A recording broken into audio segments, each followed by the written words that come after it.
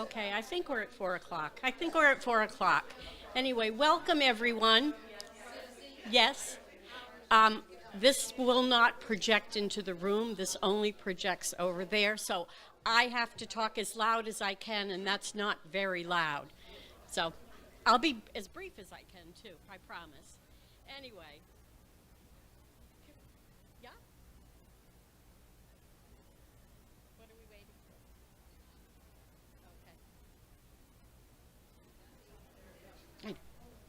for? Okay. Okay. I can wait. I am punctual.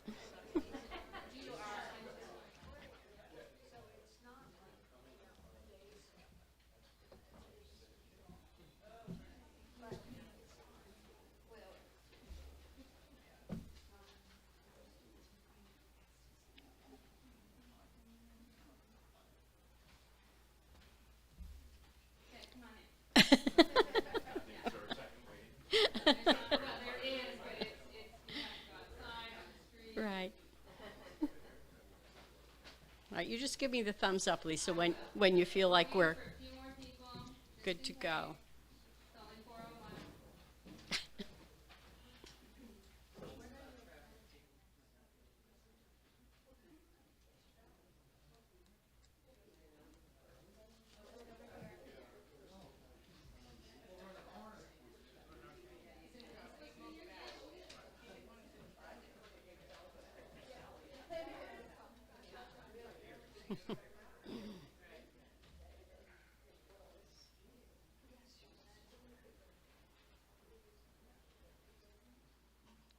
Thanks, Mary.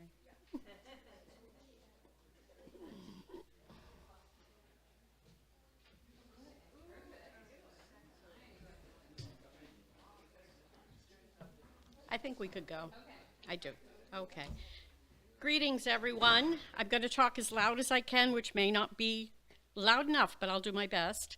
Welcome. Thank you for joining us. We are really grateful to see so many people here on such a beautiful afternoon.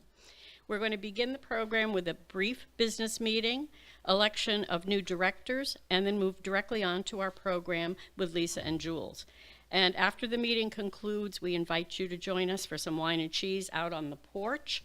And if you prefer something a little stronger than wine, cheese, or sparkling water, the Castine Inn's bar is open for a cash bar. Now, I'm going to ask for approval of the 2022 annual meetings. Minute meetings. Second, please. Second. All those in favor? Aye. Any opposed? Great, thank you, and the minutes are now approved. From here, I'd like to turn things over to our treasurer, John Mitchell, for his finance report. And following John's report, Lisa Simpson-Lutz will give the executive director's report and an overview of the society's activities over the past year. Thank you. John, the floor is yours.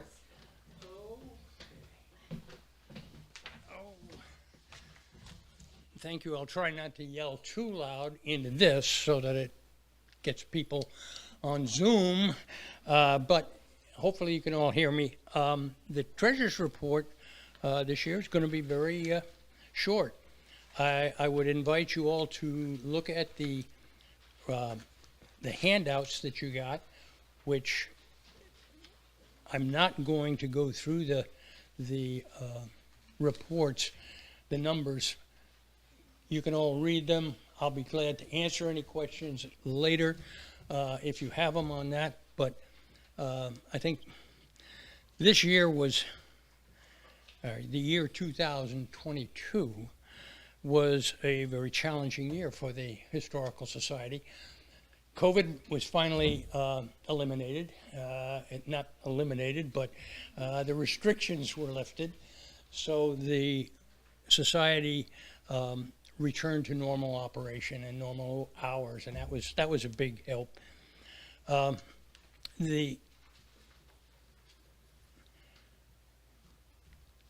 It also allowed the Home and Garden Show to proceed, which it had been postponed, and it went full blast last year, and we're very grateful that it did, because the Home and Garden tour was very successful, provided us a positive net operating income for the year, which they were largely responsible for it. And it was in a difficult year. The endowment suffered a lot. It was a bad year. Not too many funds did well. We were no exception, but Bangor Savings Bank's management, wealth management team did a good job. They kept it within the benchmarks that the society had updated in the investment policy statement. So it could have been much worse than it was. The good news is, so far this year, we've just about recovered all of the lost value in the endowment from last year. So that's very positive, very good news. Also, so far this year, in 23, our net operating income has almost doubled what it was last year at this time. So everything is headed in the right direction. Everything looks very positive. Going forward, closing, the Finance Committee, along with the Historical Society staff, continue to monitor the budget and Bangor Savings Bank's management of the endowment. This is to ensure that our current healthy financial picture remains intact in 2023 and beyond. And with that, I will leave you. There is not much more to say. Like I said, I'd be glad to answer any questions after the thing. If people have questions and would like to, I'll do the best I can to answer them. Thanks.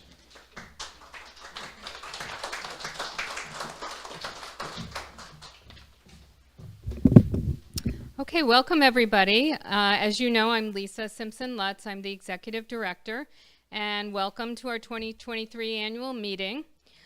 This year we thought we'd shake things up a bit.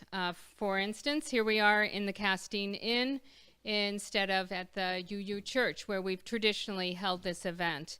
And also a little different this year, rather than each committee chair giving a report, I've been asked by the board to give an overall summary of not so much what we did in 2022, but where we are currently today, what we've been involved with.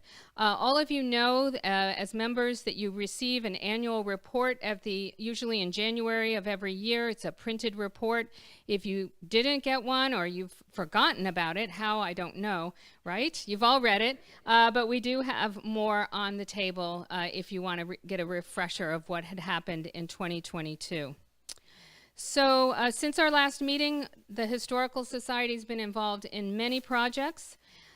For instance, in May of this year, we actually adopted a new 3-year strategic plan. And this was with the assistance of Starboard Leadership in Bangor. This plan is going to guide the board and staff as we create our annual work plans each year. And as part of this process, the board and staff created a new mission and vision statement. We have talked about that a little bit in the newsletters, but in case you missed that, the new mission statement is, "We make Castine history accessible, relevant, and inspiring to all." We thought that was a really good mission statement and really summed up what we do. We also created a vision statement, which is the Castine Historical Society cultivates curiosity about our past to foster a more inclusive, empathetic, and informed society. Inside and outside our walls, we build relationships among individuals, organizations, and the community to enhance understanding of our collective experiences. So since the last meeting, we've accomplished a number of other large-scale and very visible projects related to education, collections, exhibitions, and building preservation. While the staff are involved with all of these, nothing would be accomplished without the volunteers, whether they are board members, committee members, docents, walking tour guides, or general volunteers. So a huge thank you to everyone, and it's everyone here in this room pretty much, as well as many other people, for giving your time and talents to the Historical Society to make it the dynamic institution that we are today. For many years, a goal of the Historical Society was to get our permanent collection up online so anyone can view the items that we are the caretakers of. This is particularly important for researchers from around the country, and we do get researchers from around the country and sometimes the world who can review the collection prior to setting up their research appointments. Jules, our collection manager, accomplished this project this year, and it's a wonderful service for everyone. The Education Committee has worked on another very large project. They developed the Castine Occupation Curriculum, which debuted this spring with the Adams School, the 3rd and 4th graders. Committee members researched around 15 common occupations that were found in Castine in the late 18th and 19th centuries. We then found actual people, we didn't find them actually, we found them in the books, they are all passed away, who lived in Castine and performed these occupations, both men and women. We provided the occupation summaries and the people's biographies and any images that we had to these 3rd and 4th graders in Heather Trainor's class. We gave them 2 walking tours in town to show them where the men and women lived and worked. Then each of the children chose to learn about a profession and a person. They wrote their own illustrated biographies, which they presented at the end of the class. And for those of us who saw the presentation, it was amazing what these kids did and how much fun they had learning about real people in Castine. It was a great way to make an occupation very understandable when you connect it with a real live person. So another very large-scale educational program that we embarked on this year was the Hidden Legacies, Uncovering the History of African Americans in Castine, a series of lectures and a walking tour. This was possible thanks to a grant from the Maine Humanities Council. The program debuted in April and continues through October. We've brought in local speakers as well as others from throughout Maine and even the Smithsonian Institution to uncover the stories of African Americans living in Castine or to provide a larger context for their history in Maine and New England. Our next program is at Emerson Hall on September 7th, just right around the corner. It's at 7 o'clock, and it is on abolition and the Underground Railroad in Maine with a professor from the University of Maine. And then we will end with a walking tour on October 14th, led by myself and Georgia Zildjian here in town. So as you know, exhibits are another really big part of what we do at the Historical Society. This year's exhibit was part 2 of the Clark Fitzgerald exhibition. Many sculptures from last year's exhibit were returned to the lenders, and this year we brought in 20 new sculptures to refresh the exhibition. In addition, we created the Clark Fitzgerald Sculpture Trail, which you can access either as a brochure handout, you can see it online on our website, or there's also in the exhibit a very large interpretive panel that shows the map. This trail takes people around Castine, Bangor, and beyond to see public sculptures by Fitzgerald. The attendance for the exhibition has been excellent this year. May and June were a little slow, but July and August have been gangbusters. We've been seeing so many people every day. It's great. And just a reminder, we're open through October 9th, Indigenous Peoples Day. The Exhibits Committee is also working on next year's exhibition, which is tentatively called The History of Castine in 30 Objects. It's only tentative because we're not sure it's going to be 30. So it will be some number, maybe 28, maybe 32, I don't know. But we're narrowing that down. So what we're going to be doing is exhibiting objects from the collection that have never been seen before. Many of you know a lot of our exhibits are archive heavy. They're photographs, they're documents, things like that. We're bringing out the objects from the collection and we're using them to tell an overall history of our town. And it is an exciting precursor to our future plans for the Abbott School. Speaking of which, I hope you know we're in the early stage of what we're calling the Abbott School renovation project. Our goal is to renovate and make accessible the second floor of the Abbott School building and to install a permanent exhibit on the history of Castine. This summer, we've held a series of stakeholder meetings in the community to garner ideas on what should be included, what technologies should be used, and in general, build excitement about the project. And if you haven't been to one, our last session is this coming Monday, August 28th at 6:30 in the Mitchell Room. And we would love to see you there. We would love to hear about your ideas. Next year, the strategic plan calls for the staff and the board to write and send requests for proposals to architects and exhibit designers for this project. We will review these proposals and later in 2024, choose the companies we will work with. Excuse me. Then, once costs are in place, we will launch a capital campaign to fund this transformative project. We look forward to continuing to work with our members on this. So as you know, we have 2 historic buildings to care for. Excuse me. And the Buildings and Grounds Committee constantly monitor them for preservation. This summer, we began the Grindle House repainting project with the front and one side of the building repainted. Next year, we will paint the other side and back. And I have to say, it looks fabulous, amazing. Please come by and look, especially at the front door. Gorgeous.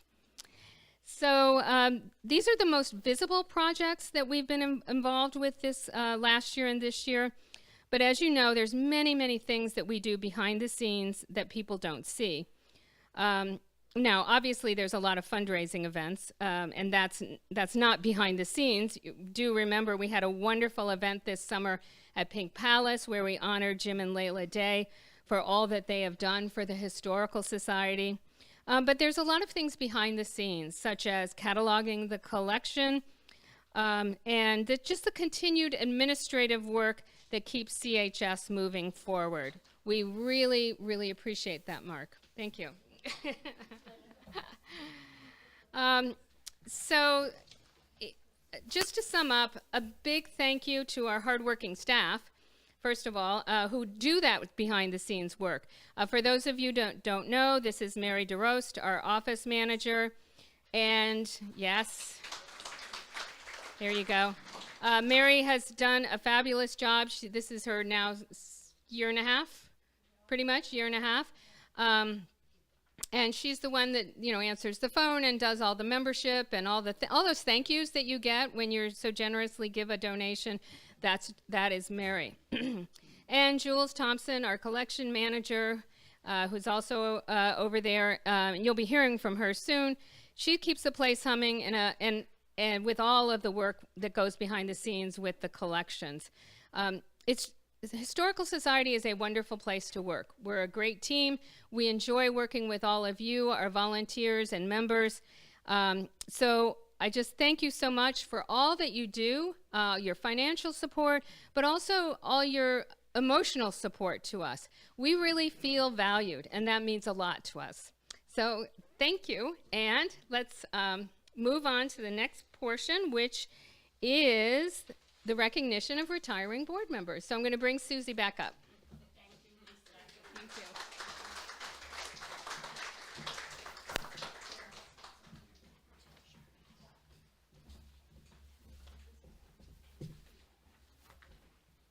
Thank you, Lisa. Well, this is not my most favorite thing that I'm looking forward to doing, but it comes as it must, I guess. We have 2 retiring board members, Kelly Gualtieri. Kelly, if you're here, did I say that right? I don't think she's here. And Lisa Hogan. Lisa has termed out. We are allowed 2 3-year terms to be on the board, and then we need to step off the board. And Kelly has just found that her time restraints are difficult for her to manage that. But I'm going to tell you a little bit about both of them and what they've done for us over the last 6 years or more. Kelly joined the board in the fall of 2020, and she'd served a 3-year term. But again, as to heavy work commitments and a child that goes to school in Bangor, it's just a little bit more than she can handle. She's on the education committee, and she attended these meetings providing a perspective of a college administrator and also as the mother of a school-aged child. She was instrumental in the part of the development of the Castine occupations curriculum that Lisa spoke about with the Adams School 3rd and 4th graders. In addition, she is helpful and will continue to be helpful in our relationship with MMA. We are grateful for her commitment, expertise, and pleased that she also has agreed to stay on the education committee to help us steer in the right direction working with young children. So I'm sorry Kelly isn't here, but let's just thank her for her time. She's probably either working or driving someone to gymnastics. And now, Lisa Hogan. Lisa. Lisa joined the board in the fall of 2017 and has served as the chair of the development committee since that time. In this role, she brought great leadership, enthusiasm, humor, and a sense of fun to everything that we all did. As development chair, she's been instrumental in growing and diversifying all aspects of the Historical Society's fundraising endeavors. During her tenure, we've seen increased income from the year-end annual appeal, from memberships, and through the restructuring and continued growth of the Noah Brooks Society of members at the $1,000 giving level each year. In addition, she has ably chaired the summer fundraisers. She started the tradition of honoring a CHS member who has made a significant difference to the organization. At one of our fundraisers, she advocated for a portion of the funds raised to support a special education program at the Adams School. She also organized several fall and winter fundraisers and helped start the holiday open house tradition at Christmas time with the Wilson Museum. Through her leadership, she has not only helped make these fun events, but routinely met and exceeded revenue goals to support CHS's exhibitions, educational programs, and collections. A strategic thinker, Lisa has helped guide CHS over the past 6 years in all aspects of our work as we strive to make CHS a more welcoming and inclusive place. We are pleased that she will continue to serve on the development committee, and we look forward to continuing to work with her. Lisa, thank you so much for everything you do.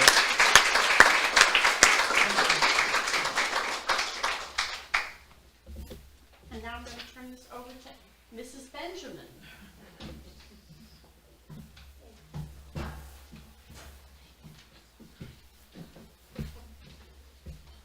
Well, now that we've sent off 2, we have to put 2 new ones on. So, as per the bylaws, we will now vote for a new slate of 2 new people to join the board. Those include Steve Tenney and Dabney McKinsey. May I have a motion from the floor that this slate of new members to the board for 3 years? Second? All those in favor? Aye. Any opposed? Thank you. 2 new members. Now, per the bylaws, we will now vote a slate for a second term for 2 of our members who have served for 3 years and will have been asked to serve for another 3. Those are Mark Pelletier and John Mitchell. May I have a motion to accept this slate of second-term board members of directors? Second? Second. All those in favor? Aye. All those opposed? Okay, no one. Okay, now, the governance committee has proposed a slate of officers for the 2023-2024 season. We won't vote on it now. We will vote at our next meeting separately. The proposal is this: Susan Hatch for president, Howard Lowell for vice president, Brooke Tenney for secretary, and John Mitchell for treasurer. Thank you so much as we conclude the business section, and now move on to hear from Jules and Lisa on the collection. Thank you.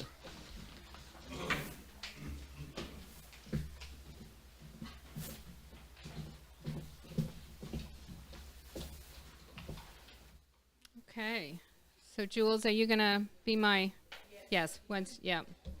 All right, we're serious here. We got the white gloves on.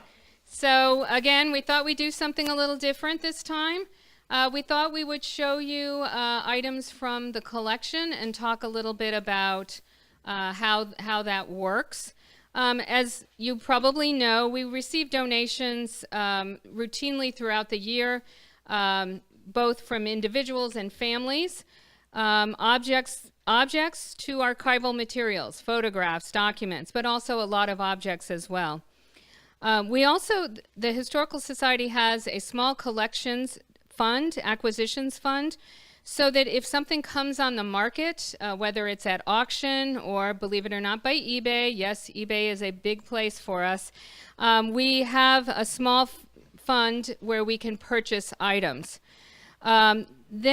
However, if something larger comes on the market, so for instance, and I can't remember dates, but when we bought the Ship Castine painting, that was more than our budget could handle. So we go out to donors and we ask for donations. And it's really for very, very important objects that we do that. And people are so generous. We really appreciate their gifts that help us buy these items that we would hate to lose because of their significance to Castine. The collection is overseen and managed by Jules, our collections manager. There is also a collections committee chaired by Richard Ames, and it also includes Roberta Boskowitz, Penny Carlian, Howard Lowell, and Brittany Getting. They all advise us on collection items, acquisitions, and also overall policy. Speaking of policy, yes, we have policies. We have policies for just about everything. We are a policy organization. So in 2022, Jules and her committee updated the collection policy that we had. All museums have these. It guides what you will accept, because obviously we can't accept everything. We don't want to accept everything. We, as a museum, have to really put in a great deal of thought when something is presented to us as a donation or as an acquisition. Can we care for this item in perpetuity? Because that is what we do. So we have to make really careful, hard decisions, because eventually we will run out of space. We are very fortunate in the Historical Society to have such a large collection storage area, but eventually, that will run out. So we can't just take everything. We look at them to see what is their relevance to the history of Castine. Are they in good condition? Do we have a duplicate in the collection? All of those are things that we think about before we say yes. Once it's accepted, items are organized, labeled, cataloged, and put in that collections database, which is now online. Some objects will be photographed, and some of the archives will be digitized. And then all the information is uploaded onto the online catalog database. To see that database, you go to our website, CastineHistoricalSociety.org, and you look for the collections button, one of the top buttons. In the drop-down menu, there is a link for the online catalog. So with that, we're going to do a little show and tell of some things that are new, and then also some things that relate to the Hidden Legacies series. So when we started researching the African Americans who were living in Castine, we had really very few items, but it's interesting, as we've begun the research, which has been over about 3 years, things have started coming into the collection, or we've been discovering them in the collection and we didn't know we had them.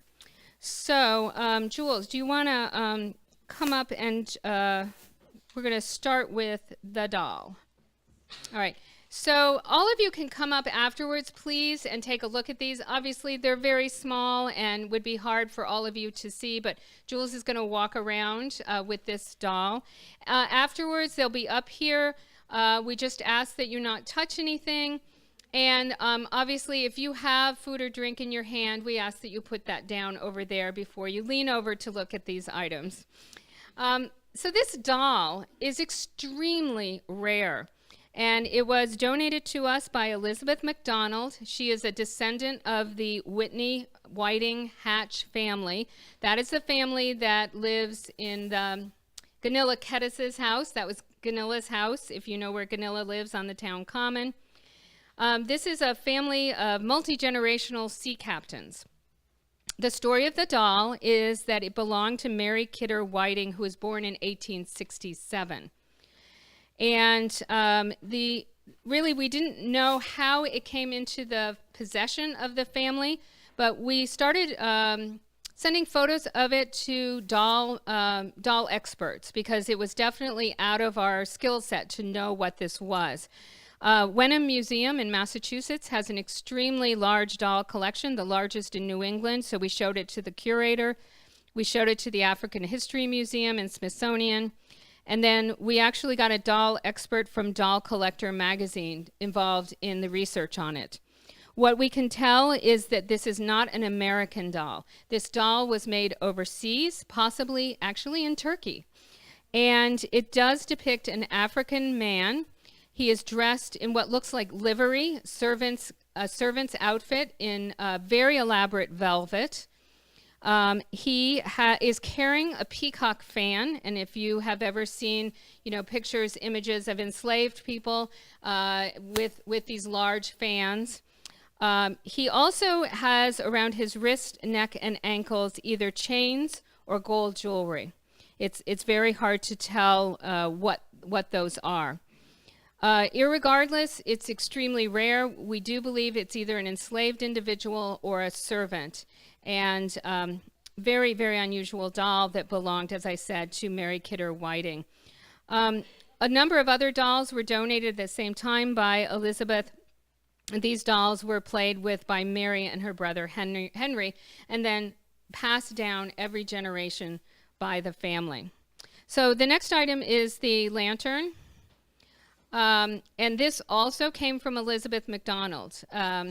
Elizabeth is a member. Her brother is Richard Ames, and they are descendants of the Hatch family, and that's how these came into their possession. So this lamp was owned and used by Mary Tyler Jackson.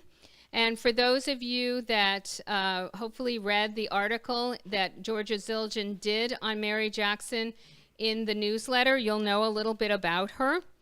She was the daughter of an formerly enslaved man, John Jackson. John was captured as a small boy in Africa and sent to Brazil to work in a sugar plantation.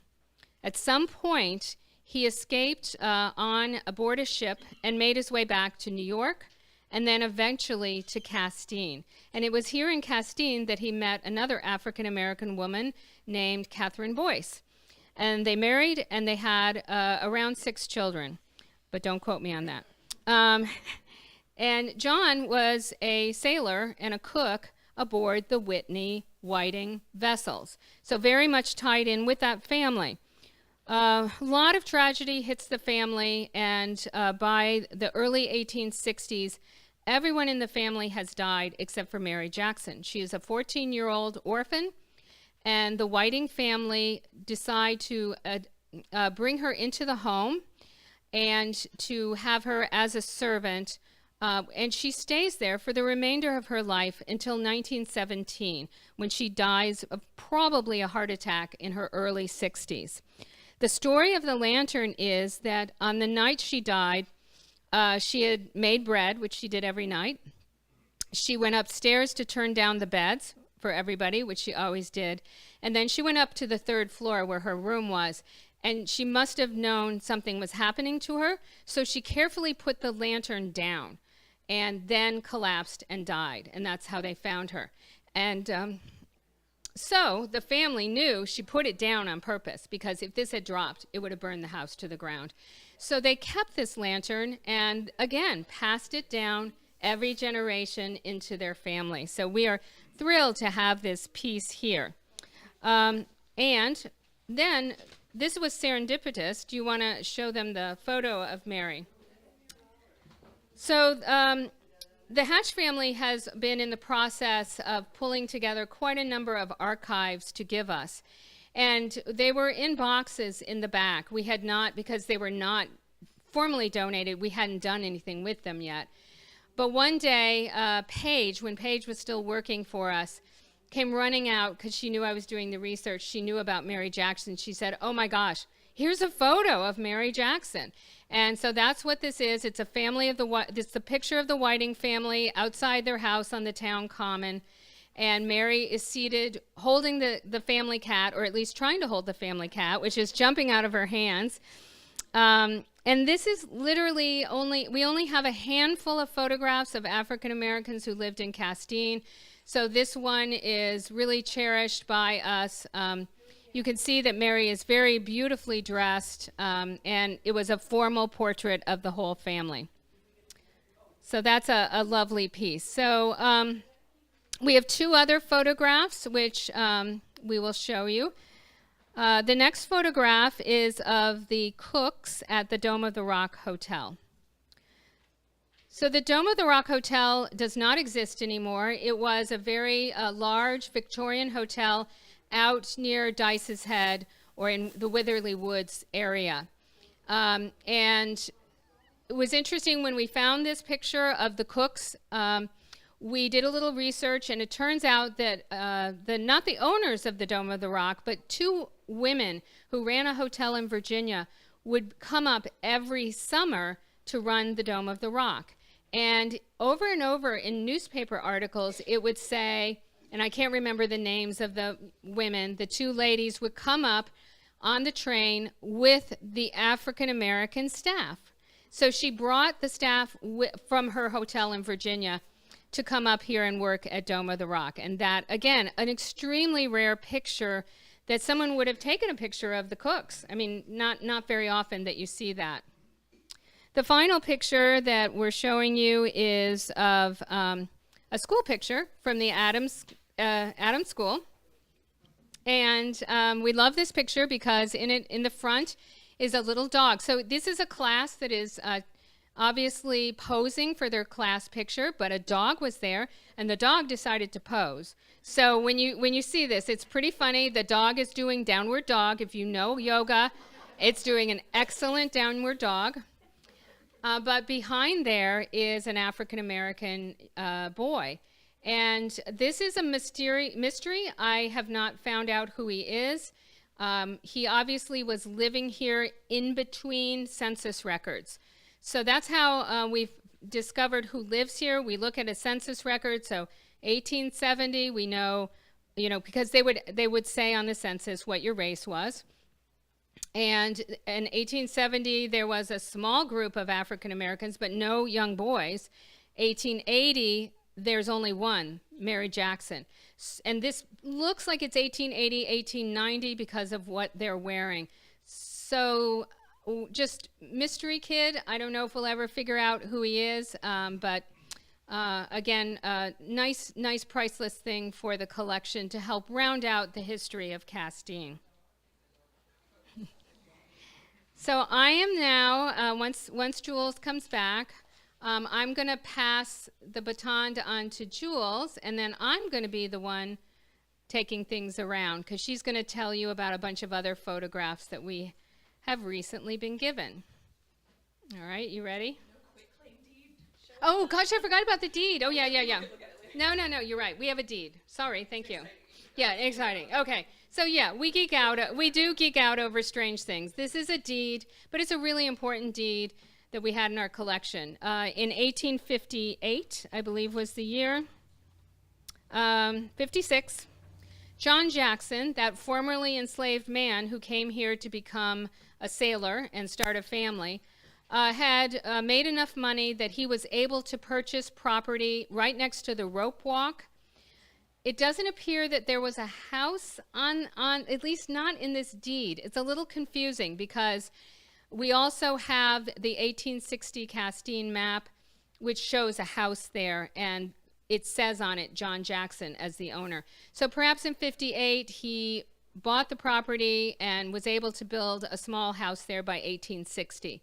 It's exactly where the football field is today. If you know Dresser Lane, if you keep going as if you're going into the field, Dresser Lane used to go all the way into that field, and that was where this house was. After John died, this passed to his daughter Mary, and once Mary came of age, when she was 21, she was able to sell this and create a very nice nest egg for herself as a young woman. So that is my section. So I'm going to turn this over to Jules to show you about some fun photographs.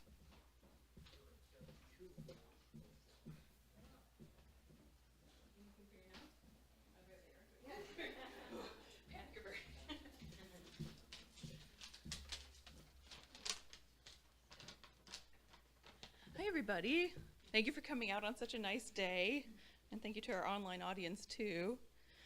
I am going to talk about the exciting photographs, but before that, I'm just going to give you a semi-brief rundown of some of the more significant donations we've had over the last year, and feel free to spread the word about them, because I think they're quite exciting. They have good research potential in a lot of cases. The first one that I wanted to highlight really came to us in 2022. Well, there were a couple that came to us in 2022 that related to the Eastern State Normal School, which a lot of you will probably heard of. For those that don't know, it was quite a long-lived teachers training college on the campus that later became MMA, Maine Maritime Academy, after 1940. But I can't remember the foundation date of the Normal School, but it was the mid-1800s anyway, mid to late 1800s. And we've gotten a pretty big donation from the Maine Maritime Academy, who held their records. And sorry, can you guys hear me okay? Talk louder. Okay. Yeah, we got a fairly sizable donation from MMA of normal school records, and then just apropos of nothing, a private donor actually also gave us a lot of photographs. So we have quite a significant amount of those to add to our existing amount of normal school material. So that's really good. It's been very consolidated. They are all cataloged. They're available to browse.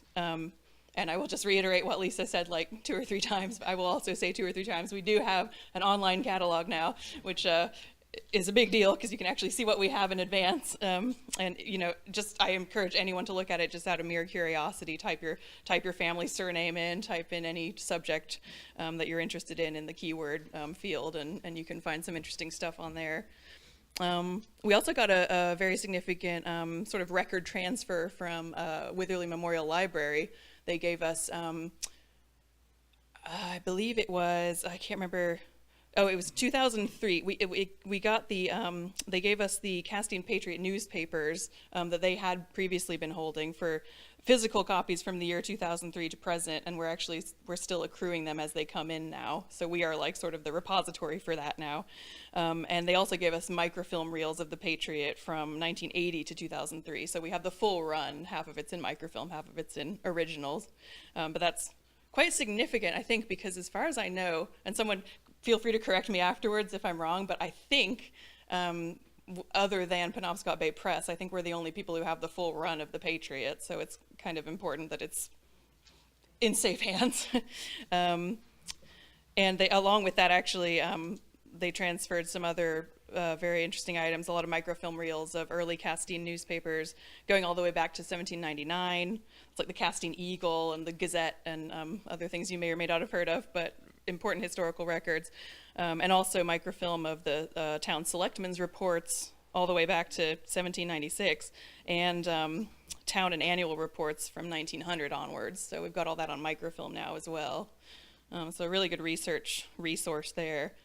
And more recently, kind of in the beginning to middle of this year, the Trinitarian Congregational Parish donated their pre-20th century records. So it's basically from 1820, which was their foundation date, onwards to 1900. There's some really great stuff in there. It's about 1.5 cubic feet, so about a document box worth of material, and it includes very interesting things like the ecclesiastical council minutes for the decision to split from the first church, which is now the Unitarian Universalist Church, and that was in 1820. And also general minutes for the church and society, a lot of good historical information in there. Some very interesting disciplinary cases in there, which are my personal favorite, and a treasure trove of other historical information, including Sunday school records and the Temperance Society records, which are also very interesting. That's something the members swore to, they swore off the use and sale of intoxicating liquors, and that's what the society was all about. So that was really interesting. Those are all processed and cataloged now. They're also available on the online catalog. And there's actually, for the next week, through August, there is a little mini exhibit at Witherley Memorial Library of the records, if you haven't seen them. I think they're very exciting. They are mostly archival records, but they tell some very interesting stories. So hurry over to the library if you want to see those. And we do have long-term plans to digitize them. I've just started a conversation with a grant-funded project, New England's Hidden Histories, actually I used to work on, and hopefully we will be able to get them digitized with that project. It might take like a year or two, though, because the grant-funded process is very long, but eventually we should be able to get that done. Now moving on to the photographs, which are probably the most cool acquisition of 2023. It was a purchase, actually, it wasn't a donation, of 33 cased photographs. That includes daguerreotypes, ambrotypes, and tintypes. Lisa will show you the box of them at least, but you can feel free to come up later and look at them in more detail.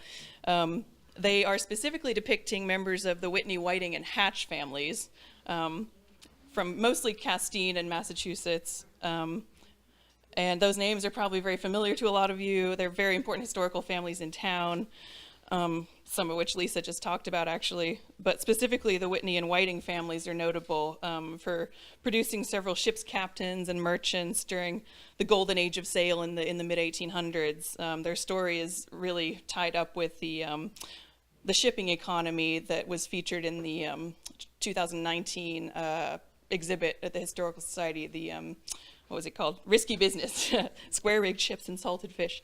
They featured very heavily in that. And as Lisa mentioned, Henry Whitney and his wife Lucy Perkins Whitney built the gracious 1800s home, which still stands on the town common to the left of the Abbott Schoolhouse.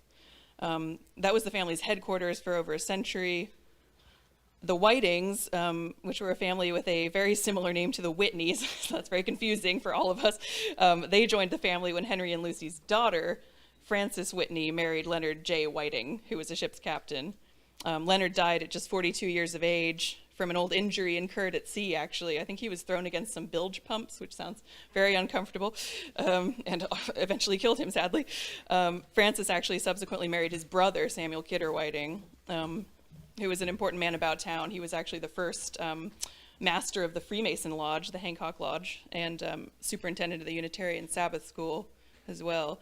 And he invested very heavily in the local shipping industry. And he had shares in many of the merchant vessels in Castine, many of which were built in Castine, so very important for the economy. And several big names from Castine's more recent history are attached to this family too, like Frank Hatch Sr. and Frank Hatch Jr., who contributed so many, as many of you know, theatrical performances, poems, and songs to our local repertoire. And they were direct descendants of the family through Frank Sr.'s mother, Mary Kidder Whiting, who incidentally is also the little girl who owned that doll. Or at least we are 90% sure she was, and she's also pictured in one of the ambrotypes as well. And as Lisa mentioned, the Whiting family were also the ones who adopted Mary Tyler Jackson after she was very tragically orphaned. So there are many more interesting stories probably connected to these families that I haven't mentioned, as you can imagine. But basically, when we were alerted to the existence of the daguerreotypes and ambrotypes and actually some archival material as well, we jumped on it. And thanks to a very generous donation by Richard Ames and Elizabeth McDonald, who are also family descendants, we were able to purchase that batch of materials from an antiques dealer in Massachusetts. So that was a very good day when we got those. And we were also then very eager to have them assessed for conservation, so we actually sent them down to Andover, Massachusetts, where there's in archives world, a very famous conservation office called Northeast Document Conservation Center. And that also cost rather a lot of money to get them conserved, and we are very, very grateful to various members of the Hatch family who were able to contribute to that. And then we were able to have the identified photos professionally cleaned and stabilized, so they're in very good nick now. They're not only a fantastic visual record of the Whitney, Whitening, Hatch families, they also represent actually the largest single collection of cased images that the Historical Society holds so far. And I'm very happy to report that we're already using them in an educational capacity. Some students at Maine Maritime Academy are going to come, I think, next month as part of their photography class. And we're going to show them, along with some other early photographic material, to kind of show them what the processes actually looked like in practice. So that's very nice, and I'm sure they will continue to be used in other ways, not only to just demonstrate what the families actually looked like, which is very exciting on its own. And you can see them. You can all come up and look at them more closely on the table there. It's not all of them. It's only a selection. I put out a mix of ambrotypes, daguerreotypes, and tintypes, so you can quiz yourself on what's what. And feel free to ask me any questions about them, and I'll do my best to answer. And also just a big thank you again to everyone who contributed financially to getting them and restoring them. It was a big effort on a lot of people's parts, and we're very, very excited to have them, so thank you. And I think that's it from me. I think, am I safe to say everyone can go get some wine and cheese? Well, yes. Why don't you say that? Everyone can go get some wine and cheese, but also don't drink the wine directly over the precious materials. Thank you so much.